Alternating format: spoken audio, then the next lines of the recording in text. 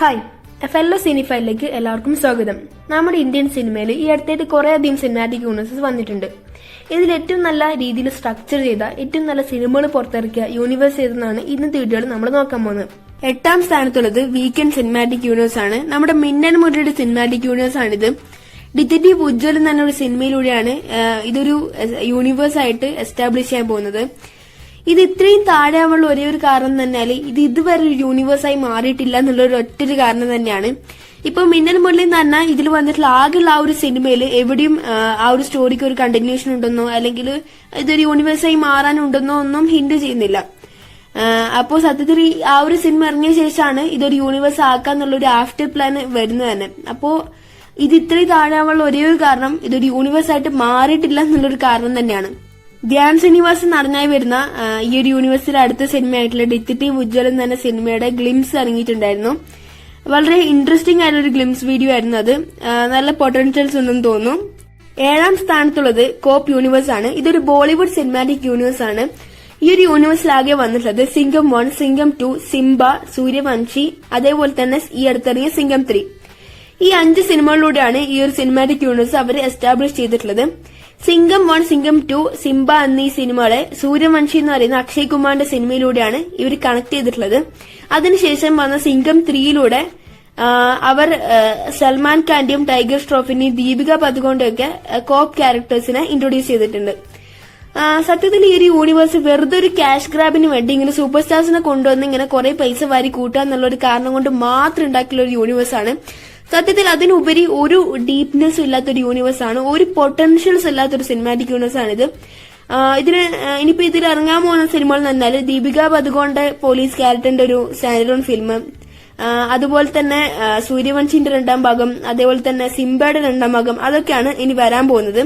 ഇതിലൊന്നിലും എനിക്ക് പ്രത്യേകിച്ച് പ്രതീക്ഷയൊന്നുമില്ല. വളരെ ടിപ്പിക്കൽ ആയിട്ടുള്ള റീമേക്കുകളായിട്ടുള്ള സ്റ്റോറീസ് മാത്രമേ ഇതിലുള്ളൂ. എന്തായാലും ഈ സിനിമാറ്റിക് യൂണിവേഴ്സിലെ 5 സിനിമകളും ഹിറ്റായിട്ടുണ്ട്. ആ ഒരു കാരണം കൊണ്ട് മാത്രമാണ് ഇത് 7ാം സ്ഥാനത്തിലേക്ക് ഉയർത്തപ്പെട്ടിട്ടുള്ളത്. 6ാം സ്ഥാനത്തുള്ളത് അസ്ത്രവേഴ്സ് ആണ്. ഇതും ഒരു ബോളിവുഡ് സിനിമാറ്റിക് യൂണിവേഴ്സ് ആണ്. ഈ ഒരു യൂണിവേഴ്സിൽ ആകെ വന്നിട്ടുള്ളത് ബ്രഹ്മാസ്ത്ര എന്ന് പറയുന്ന രൺബീർ കപൂറിന്റെ സിനിമയാണ്. ആ സിനിമയ്ക്ക് അത്ര നല്ലൊരു പോസിറ്റീവ് റെസ്പോൺസ് അല്ല കരസ്ഥമാക്കാൻ സാധിച്ചിട്ടുള്ളത്. അതുപോലെ തന്നെ തിയേറ്ററിൽ ഒരു ആവറേജ് ഹിറ്റ് മാത്രമായിരുന്നു ആ സിനിമ. പക്ഷെ ഈ ഒരു യൂണിവേഴ്സ് വളരെ ഇൻട്രസ്റ്റിംഗ് ആയിട്ട് എനിക്ക് തോന്നാനുള്ള ഒരു കാരണം, ഇതൊരു 6ാം സ്ഥാനത്തേക്ക് എത്താനുള്ള ഒരു കാരണം എന്ന് പറയുന്നത് ഈ ഒരു സിനിമയിൽ അവർ ഷോക്കേസ് ചെയ്തിട്ടുള്ള ഒരു കോൺസെപ്റ്റ് മാത്രമാണ്. ബ്രഹ്മാസ്ത്ര എന്ന് പറയുന്ന ഒരു ഇന്ത്യൻ മിത്തോളജിക്കൽ കോൺസെപ്റ്റ് എന്ന് പറയുന്നത് വളരെ ഇൻട്രസ്റ്റിംഗ് ആയ തലത്തിൽ, വളരെ യുണീക്ക് ആയ തലത്തിൽ അവർ യൂട്ടിലൈസ് ചെയ്യാൻ ശ്രമിക്കുന്നുണ്ടെന്ന് നമുക്ക് എന്തായാലും കണ്ടാൽ മനസ്സിലാകും. ആ സിനിമ നിങ്ങൾക്ക് ഇഷ്ടമായിട്ടില്ലെങ്കിലും ആ ഒരു ഡയറക്ടർ ഈ സിനിമയെ അല്ലെങ്കിൽ ഈ ഒരു യൂണിവേഴ്സിനെ നല്ല രീതിയിൽ പാഷനേറ്റ് ആയിട്ടാണ് കാണുന്നത് എന്നുള്ളത് നമുക്ക് എന്തായാലും ഈ സിനിമ കണ്ടാൽ മനസ്സിലാകും. നല്ലൊരു ഫ്യൂച്ചർ മുമ്പിൽ കാണുന്ന ഒരു സിനിമാറ്റിക് യൂണിവേഴ്സ് ആയിട്ടാണ് ഞാൻ ഇതിനെ കാണുന്നത്. ഇതിൽ 5ാം സ്ഥാനത്ത് വരുന്നത് പ്രശാന്ത് വർമ്മ സിനിമാറ്റിക് യൂണിവേഴ്സ് ആണ്. ഈ യൂണിവേഴ്സ് ഈ ഒരു വർഷമാണ് നിലവിൽ വന്നത്. ഹനുമാൻ എന്ന് പറഞ്ഞ സിനിമയിലൂടെയാണ് അത് തുടങ്ങിയിട്ടുള്ളത്. വെറും 40 കോടിക്ക് ബഡ്ജറ്റിൽ വന്ന ഹനുമാൻ എന്ന സിനിമ 350 കോടിക്ക് മുകളിലാണ് കളക്ട് ചെയ്തിട്ടുള്ളത്. ഈ ഒറ്റ സിനിമ കൊണ്ട് തന്നെ ഈ ഒരു യൂണിവേഴ്സിനെ ഇവർക്ക് എസ്റ്റാബ്ലിഷ് ചെയ്യാൻ സാധിച്ചിട്ടുണ്ട്. പ്രശാന്ത് വർമ്മ സിനിമാറ്റിക് യൂണിവേഴ്സിൽ അടുത്ത് വരാൻ പോകുന്ന സിനിമകളും അധീരിയും അതുപോലെ തന്നെ ജയ് ഹനുമാനുമാണ്. ഹനുമാൻ എന്ന സിനിമ എന്നുള്ളത് വലിയൊരു കാസ്റ്റ് വെച്ചിട്ടുള്ള ഒരു സിനിമയല്ല, ഒരു ചെറിയൊരു ആക്ടറിനെ വെച്ച് ചെയ്തിട്ടുള്ള സിനിമയാണ്. ഇത്തരത്തിലുള്ള സിനിമകൾ ചെയ്യുന്നതിനെ കൊണ്ടുള്ള ഒരു ഉപകാരം എന്ന് പറഞ്ഞു കഴിഞ്ഞാല് നമുക്ക് ചെറിയ ബഡ്ജറ്റിൽ തന്നെ വലിയ നേട്ടങ്ങൾ നേടാൻ സാധിക്കും എന്നുള്ളതാണ്. അപ്പൊ ചിലപ്പോൾ ഇവരൊരു ടീം അപ്പ് മൂവി അല്ല ഇവർ ഇൻട്രൊഡ്യൂസ് ചെയ്തിട്ടുള്ള ക്യാരക്ടേഴ്സ് സ്റ്റാൻഡ് അലോൺ ഫിലിംസിൽ വന്നിട്ടുള്ള ഈ സൂപ്പർ ഹീറോ ക്യാരക്ടേഴ്സിനെ ഒരുമിച്ച് കൂടിയിട്ട് വേണമെങ്കിൽ ഒരു സൂപ്പർ ഹീറോ ടീം വരെ അവർക്ക് വേണമെങ്കിൽ ക്രിയേറ്റ് ചെയ്യാൻ സാധിക്കുമെന്ന് ഞാൻ വിശ്വസിക്കുന്നുണ്ട്. അതുകൊണ്ട് നല്ലോണം പൊട്ടൻഷ്യൽസ് ഉള്ള ഒരു സിനിമാറ്റിക് യൂണിവേഴ്സ് ആണ് ഹനുമാന്റെ പ്രശാന്ത് വർമ്മ സിനിമാറ്റിക് യൂണിവേഴ്സ്. അതുപോലെ തന്നെ ഇന്ത്യൻ മിത്തോളജി നമ്മുടെ കൾച്ചറുമായിട്ട് വളരെ ഡീപ് റൂട്ടഡ് ആയിട്ടുള്ള ഒരു സിനിമാറ്റിക് യൂണിവേഴ്സ് ആണ്. മറ്റ് സൂപ്പർ ഹീറോ യൂണിവേഴ്സിൽ നിന്ന് ഇതിനെ വ്യത്യസ്തമാക്കുന്നത് അത് ഇതിന്റെ ഇന്ത്യൻ ബാക്ക്ഗ്രൗണ്ട് തന്നെയാണ്. നമ്മുടെ ഇന്ത്യൻ സിനിമയുടെ തന്നെ ആദ്യത്തെ സൂപ്പർ ഹീറോ സിനിമാറ്റിക് യൂണിവേഴ്സ് എന്ന നിലയിൽ ഹനുമാൻ എന്ന് പറയുന്ന ആദ്യത്തെ സിനിമ നല്ല രീതിയിൽ നീതി പുലർത്തിയിട്ടുണ്ട്. ഹനുമാൻ ചെയ്തപോലെ തന്നെ നിരന്തരം ജി ഹനുമാനും അധീരിയും പോലുള്ള സിനിമകൾ നല്ല സിനിമകളായി വരികയാണെന്നുണ്ടെങ്കിൽ ഉറപ്പായിട്ടും ഇന്ത്യൻ സിനിമയുടെ തന്നെ ഏറ്റവും നല്ല സിനിമാറ്റിക് യൂണിവേഴ്സ് ആയിട്ട് ഇതിന് മാറാൻ സാധിക്കും. 4ാം സ്ഥാനത്തുള്ളത് കൽക്കി സിനിമാറ്റിക് യൂണിവേഴ്സ് ആണ്. കൽക്കി സിനിമാറ്റിക് യൂണിവേഴ്സിൽ ആകെ വന്നിട്ടുള്ളത് 2 പ്രൊജക്ട്സ് ആണ്. ഒന്ന് 2 എപ്പിസോഡിലുള്ള ഒരു സീരീസും, അതായത് ഒരു ആനിമേറ്റഡ് സീരീസ് ആണ്. പിന്നെ രണ്ടാമത് കൽക്കി 2898 എന്ന് പറഞ്ഞിട്ടുള്ള സിനിമയും. ഈ 2 പ്രൊജക്ട്സും പോസിറ്റീവ് റെസ്പോൺസ് ലഭിച്ചിട്ടുള്ള പ്രൊജക്ട്സ് ആണ്. കൽക്കി സിനിമാറ്റിക് യൂണിവേഴ്സിന് ഞാൻ പ്രതീക്ഷ വെക്കാനുള്ള ഒരു കാരണം എന്ന് വെച്ച് കഴിഞ്ഞാല് ഇവർ സൈഫയും അതേപോലെ തന്നെ ഇന്ത്യൻ മിത്തോളജിയും നല്ല രീതിയിൽ അവർ ബ്ലെൻഡ് ചെയ്ത് കൊണ്ടുവന്നിട്ടുണ്ട്. അതുപോലെ തന്നെ കൽക്കി 2898 എന്ന് പറഞ്ഞിട്ടുള്ള ആദ്യത്തെ സിനിമയ്ക്ക് തന്നെ 1000 കോടി നേടാൻ സാധിച്ചിട്ടുണ്ട്. അങ്ങനെയാണെങ്കിൽ അവഞ്ചേഴ്സ് എൻഡ് ഗെയിം പോലുള്ള ഒരു ക്ലൈമാറ്റിക് സിനിമ ഈ ഒരു യൂണിവേഴ്സിൽ വരികയാണെന്നുണ്ടെങ്കിൽ നിങ്ങൾ ചിന്തിച്ചു നോക്കുക എത്രത്തോളം കളക്ഷൻ അതിന് ഉണ്ടാക്കാൻ സാധിക്കും. അതുപോലെ തന്നെ ഇവർ ആദ്യത്തെ സിനിമയിൽ തന്നെ താനോസ് ലെവലുള്ള ഒരു ബിഗ് ബാഡ് ആയിട്ടുള്ള നമ്മുടെ സുപ്രീം യാസ്കിനെ ഇൻട്രൊഡ്യൂസ് ചെയ്തിട്ടുണ്ട്. അപ്പൊ ചിലപ്പോ അവഞ്ചേഴ്സ് എൻഡ് ഗെയിം പോലെ താനോസ് ലെവൽ ആ ഒരു വില്ലനെ നേരിടുന്ന ഒരു സിനിമയായിരിക്കും ചിലപ്പോൾ അവസാനം വരാൻ പോകുന്നത്. ഒരു വളരെ ഇൻട്രസ്റ്റിംഗ് ആയിട്ടുള്ള വളരെ റിച്ച് ആയിട്ടുള്ള ഒരു വേൾഡ് ബിൽഡിംഗ് ആണ് ഈ സിനിമാറ്റിക് യൂണിവേഴ്സ് അവർ നടത്തിയിട്ടുള്ളത്. നല്ല പൊട്ടൻഷ്യൽസ് ഉള്ള ഒരു യൂണിവേഴ്സ് ആണ്. എന്തായാലും നല്ല രീതിയിൽ വരാൻ സാധ്യതയുണ്ട് ഇതിന്. എന്തായാലും നമുക്ക് നോക്കാം. 3-ാം സ്ഥാനത്തുള്ളത് സ്പൈ യൂണിവേഴ്സ് ആണ്. ഈ യൂണിവേഴ്സിന് ആകെ വന്നിട്ടുള്ളത് ഏക്ത ടൈഗർ, ടൈഗർ ജിന്ദാ ഹെ, വാർ, പഠാൻ, പിന്നെ ടൈഗർ 3 എന്ന് പറയുന്ന 5 സിനിമകളാണ്. ഈ 5 സിനിമകളും പോസിറ്റീവ് റെസ്പോൺസ് ലഭിച്ച് ഹിറ്റായ സിനിമകളാണ്. ഇതിലെല്ലാ ഫ്രാഞ്ചൈസും അതിന്റേതായ നിലയിൽ വ്യത്യസ്തമായിട്ട് നിൽക്കുന്ന സിനിമകൾ തന്നെയാണ്. ഇതൊരു 3-ാം സ്ഥാനത്തേക്കൊക്കെ ഒതുങ്ങിയപ്പോൾ ഒരു കാരണം എന്താണെന്ന് വെച്ചാല് ഈ ഒരു യൂണിവേഴ്സിൽ എല്ലാ സിനിമകളും 300 കോടി അടിച്ചിട്ടുണ്ട്, ഒരു സിനിമ 1000 കോടിക്ക് മുകളിൽ കളക്ട് ചെയ്തിട്ടുണ്ട്. ഇതൊക്കെ സത്യമാണെങ്കിലും ഈ ഒരു യൂണിവേഴ്സ് എന്ന നിലയിൽ ഇത് അത്രത്തോളം നീതി പുലർത്തുന്നില്ല എന്നാണ് ഞാൻ അഭിപ്രായപ്പെടുന്നത്. ശരിയാണ്, ഇവർ ഇടയ്ക്കിടയ്ക്ക് ഇങ്ങനെ ക്രോസ് ഓവേഴ്സ് നടത്തുന്നുണ്ട്, വളരെ ഇൻട്രീഗിംഗ് ആയിട്ടുള്ള സ്റ്റോറീസ് ഇവർ കൊണ്ടുവരുന്നുണ്ട്, നല്ല ഇമ്പോർട്ടന്റ് ആയിട്ടുള്ള എന്താ പറയുക വില്ലൻസ് ഒക്കെ ഇവർ ഇൻട്രൊഡ്യൂസ് ചെയ്യുന്നുണ്ട്. എന്നാലും ഇവരെല്ലാരും കൂടി ഒന്നിക്കാൻ മാത്രമുള്ള ഒരു ബിഗ് ബാഡിൽ നിന്നും ഇവരിനിയും ഇൻട്രൊഡ്യൂസ് ചെയ്തിട്ടില്ല.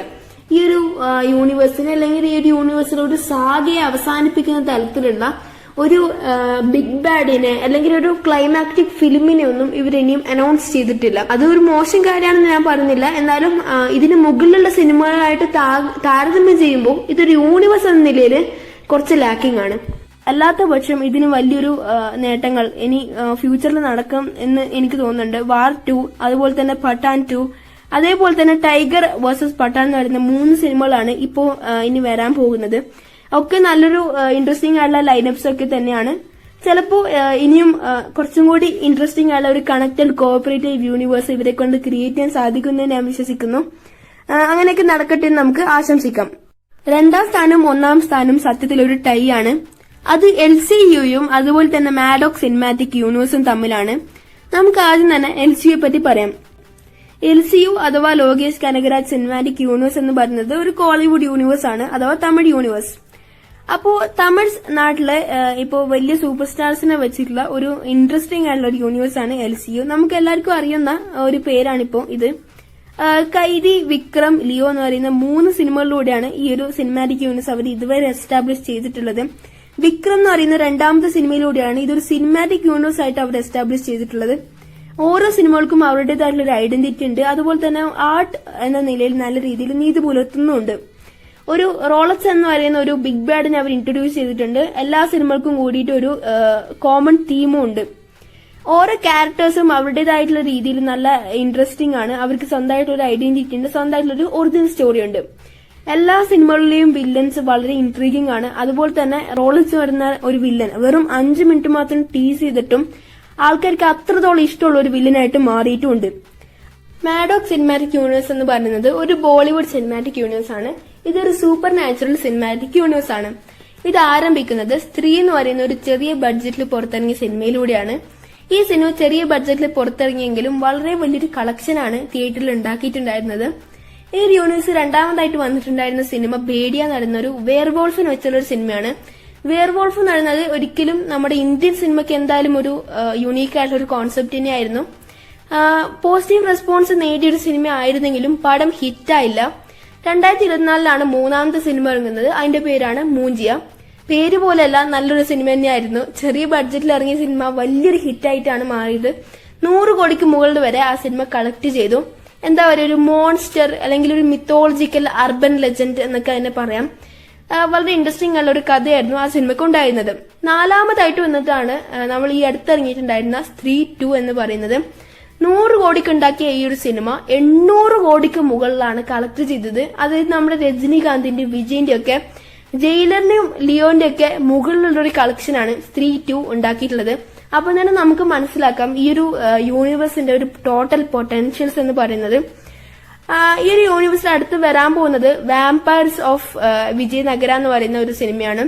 ഈ ഒരു യൂണിവേഴ്സിനെ വളരെ ഇൻട്രസ്റ്റിംഗ് ആക്കുന്ന ഒരു സംഭവം എന്ന് പറഞ്ഞാല് സൂപ്പർ നാച്ചുറൽ എന്ന് പറഞ്ഞ ഒരു കോൺസെപ്റ്റിനെ നല്ല രീതിയിൽ അവര് ഷോക്കേസ് ചെയ്തിട്ടുണ്ട് എന്നുള്ള കാരണം തന്നെയാണ് ഒരു സൂപ്പർ നാച്ചുറൽ സിനിമാറ്റിക് യൂണിവേഴ്സ് എന്ന നിലയിൽ ഇവര് സസ്പെൻസ്, ഹൊറർ, ത്രില്ലിംഗ് എന്നീ ജോണറുകളിലുള്ള സിനിമകളാണ് പുറത്തു വെക്കുന്നത്. അതുപോലെ തന്നെ ഇപ്പോ ഇവരുടെ ഒരു പാറ്റേൺ നോക്കുകയാണെങ്കിൽ ഒരു ഫീമെയിൽ ഗോസ്റ്റ് സ്റ്റോറി, ഒരു mythical urban legend monster story, ഒരു വെയർവോൾഫ് സ്റ്റോറി, ഒരു വാമ്പയർ സ്റ്റോറി, അങ്ങനെ സൂപ്പർ നാച്ചുറൽ എന്ന കോൺസെപ്റ്റിന്റെ എല്ലാ വിഭാഗങ്ങളും ഇവരിങ്ങനെ കവർ ചെയ്ത് പോകുന്നുണ്ട്. അതുകൊണ്ട് ഒരു കാര്യത്തിൽ തന്നെ സേഫ് ആയിട്ട് നിൽക്കാതെ പല പല കാര്യങ്ങൾ ട്രൈ ചെയ്ത് എല്ലാത്തിലും നല്ല മികച്ചു നിൽക്കുന്ന ഒരു യൂണിവേഴ്സ് ആണ് സൂപ്പർ നാച്ചുറൽ സിനിമാറ്റിക് യൂണിവേഴ്സ് ആയിട്ടുള്ള ഈ യൂണിവേഴ്സ് എന്ന് പറയുന്നത്. അതുപോലെ തന്നെ ഇവര് സ്ത്രീ 2 എന്ന് പറയുന്ന സിനിമയിൽ ഒരു താനോസ് ലെവൽ ബിഗ് ബാഡിനെ ഇൻട്രൊഡ്യൂസ് ചെയ്ത് കഴിഞ്ഞിട്ടുണ്ട്. ഇതിലുള്ള മുൻനിര ക്യാരക്ടേഴ്സ് ആരും പ്ലേ ചെയ്യുന്നത് വലിയ നടന്മാരും നടിമാരും ഒന്നുമല്ല. അപ്പോൾ സ്റ്റാർഡം കൊണ്ടല്ല ഈ ഒരു സിനിമാറ്റിക് യൂണിവേഴ്സ് നിലനിൽക്കുന്നത്, അതിനുപരി സ്റ്റോറി ടെല്ലിംഗ് കൊണ്ട് മാത്രമാണ്. അപ്പോ നല്ലൊരു ഫ്യൂച്ചർ ഉള്ള ഒരു യൂണിവേഴ്സ് ആണിത്. ഇതിൽ നിങ്ങളുടെ റാങ്കിങ് നിങ്ങൾക്ക് തന്നെ കമന്റ് ചെയ്യാവുന്നതാണ്. അപ്പൊ ഇന്നത്തെ വീഡിയോ ഇത്രയുള്ളൂ. ബൈ.